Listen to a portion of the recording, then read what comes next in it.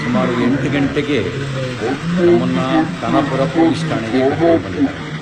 ನನ್ನ ಮೇಲೆ ಯಾವ ಮೊಕದ್ದಮೆ ದಾಖಲಾಗಿದೆ ಅಂತ ನನಗೆ ಹೇಳಿಲ್ಲ. ನಾನು ಕೊಟ್ಟ ದೂರನ್ನು ಗಂಟೆಗಟ್ಟಲೆಯಿಂದ ಸ್ವೀಕಾರ ಮಾಡ್ದಲೇ ನಾನು FIR ಹಾಕಿ ಅಂತ ಹೇಳ್ತಾ ಇದ್ದೀನಿ. ನಾನು ಕೊಟ್ಟ ದೂರನ್ನು ದಾಖಲಿಸ್ತಾ ಇಲ್ಲ.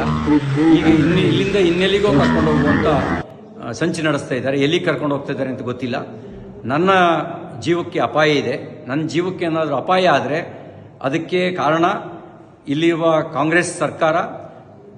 ಅವ್ರ ಜವಾಬ್ದಾರಿ ಹೊತ್ಕೋಬೇಕಾಗತ್ತೆ. ನನ್ನ ವಿರುದ್ಧ ಸುಳ್ಳು ಸುದ್ದಿ ಹಬ್ಬಿಸಿ ಸುಳ್ಳು ಕಂಪ್ಲೇಂಟ್ ಕೊಟ್ಟು ನನ್ನನ್ನು ಕೊಲೆ ಮಾಡ್ತಕ್ಕಂಥ ಸಂಚು ನಡೆಸಿದ್ದಾರೆ. ಇದಕ್ಕೆ ಸಂಬಂಧಪಟ್ಟಂತೆ ನಾನು ಸಭಾಪತಿಗಳಿಗೂ ಈಗಾಗಲೇ ದೂರು ಕೊಟ್ಟಿದ್ದೀನಿ. ಹತ್ತತ್ರ 3:45 ಗಂಟೆ ಆಯಿತು ನಾನು ಪೊಲೀಸ್ ಠಾಣೆಗೆ ಬಂದು. ಏನು ದೂರಿದೆ ಅಂತಲೂ ಹೇಳಿಲ್ಲ, ನಮಗೆ ಏನು ಬೇಕು ಅಂತಲೂ ಕೇಳಿಲ್ಲ. ಹೀನಾಯವಾಗಿ ನಡೆಸ್ಕೊಳ್ಳೋ ಕೆಲಸ ಮಾಡ್ತಾ ಇದ್ದಾರೆ. ಮತ್ತು ಇಲ್ಲಿಂದ ಎಲ್ಲಿಗೆ ಕರ್ಕೊಂಡು ಹೋಗ್ತಾರೆ ಅನ್ನೋದು ಕೂಡ ನನಗೆ ಸ್ಪಷ್ಟತೆ ಇಲ್ಲ.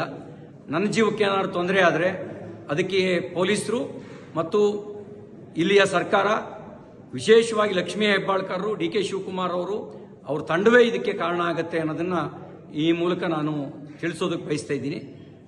ಎಲ್ಲವೂ ನಿಗೂಢವಾಗಿದೆ. ಯಾವುದೋ ಕ್ರಿಮಿನಲ್ಗಳನ್ನು ನಡೆಸ್ಕೊಳ್ಳೋ ರೀತಿಯಲ್ಲಿ ನಡೆಸ್ಕೊಳ್ತಾ ಇದ್ದಾರೆ. ಅವರು ನಡೆಸ್ಕೊಳ್ತಿರೋ ರೀತಿ ಅನುಮಾನ ಹುಟ್ಟಿಸ್ತಾ ಇದೆ. ಪ್ರತಿಯೊಂದು ನಡೆಯೂ ಕೂಡ ಅನುಮಾನಾಸ್ಪದವಾಗಿದೆ ಅವರು ನಡ್ಕೊಳ್ತಿರ್ತಕ್ಕಂಥ ರೀತಿ. ನಾನೊಬ್ಬ ಜನಪ್ರತಿನಿಧಿಯಾಗಿ ಮಂತ್ರಿಯಾಗಿ ಕೆಲಸ ಮಾಡಿದವನು. ನಾನು ಕೊಟ್ಟ ದೂರಿಗೆ 0 FIR ರಿಜಿಸ್ಟರ್ ಮಾಡಿ ಅಂತ ಹೇಳಿದ್ರೆ ಮೀನಾಮೇಷ ಎಣಿಸ್ತಾ ಇದ್ದಾರೆ. ಇದೆಲ್ಲವೂ ಅವರು ತುರ್ತು ಪರಿಸ್ಥಿತಿಯ ಕಾಲಘಟ್ಟದಲ್ಲಿ ನಡ್ಕೊಳ್ಳೋ ರೀತಿಯಲ್ಲಿ ನಡ್ಕೊಳ್ತಾ ಇದ್ದಾರೆ. ಜೈ ಹಿಂದ್.